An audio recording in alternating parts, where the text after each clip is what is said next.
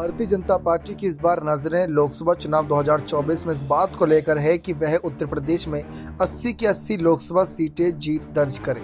लेकिन ऐसे में जब इतना बड़ा मकसद बनाया है तो उसका अंजाम देने के लिए उनको हर एक ऐसे नेता की आवश्यकता पड़ेगी जो इस चुनाव में उनको पूर्ण बहुमत के साथ जीत दिलाए। उसमें ब्रजभूषण शरण सिंह को लेकर भी चर्चाएं हैं कि ब्रजभूषण शरण सिंह, जिन पर महिला उत्पीड़न कई सारे गंभीर आरोप लगे, भले ही वो आरोप कोर्ट में सिद्ध ना हो पाए हों, उनको जेल की सलाखों के पीछे ना भेजा गया हो, एफआईआर ही दर्ज हुई थी, लेकिन ब्रजभूषण शरण सिंह के खिलाफ जिस तरीके से धरना प्रदर्शन हुआ, महिलाओं ने गंभीर आरोप लगाए थे, वो अभी कोई भूला नहीं होगा। और जब भी ये बात आती है तो कोई कहीं ना कहीं ब्रजभूषण शरण सिंह को लेकर एक ही सवाल सबके मन में रहता है कि उस समय तो बीजेपी चुप रह गई थी, क्योंकि जब ब्रजभूषण शरण सिंह पर ये आरोप लगाए जा रहे थे तो पीएम मोदी हो गए, अमित शाह हो गए, योगी आदित्यनाथ हो गए, सब चुप थे।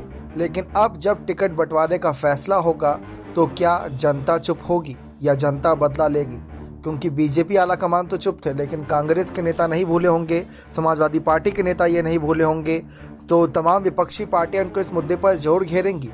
इसी वजह से ब्रजभूषण शरण सिंह को लेकर सवाल कहीं ना कहीं उठता है कि क्या उन्हें टिकट मिलेगा या नहीं। लेकिन जैसा कि हमने कहा कि उन पर आरोप लगे थे लेकिन सिद्ध नहीं हुए थे, कार्रवाई जारी है, तो ऐसे में उन्हें गुनहगार कहना ये भी गलत रहेगा। इसी वजह से बीजेपी सोच समझकर फैसला लेगी।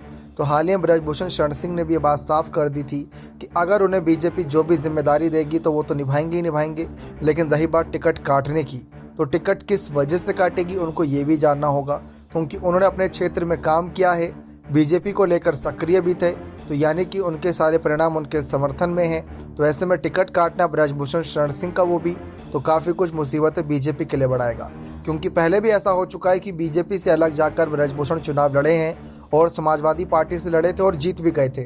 तो ब्रजभूषण शरण सिंह के लिए ये कोई बड़ी बात नहीं रहने वाली। ऐसे में बीजेपी के लिए बड़ी बात रहेगी कि बीजेपी कैसे इन मुद्दों पर आगे बढ़ेगी। देखना दिलचस्प रहेगा। बने रहे चैनल के साथ। बहुत बहुत धन्यवाद।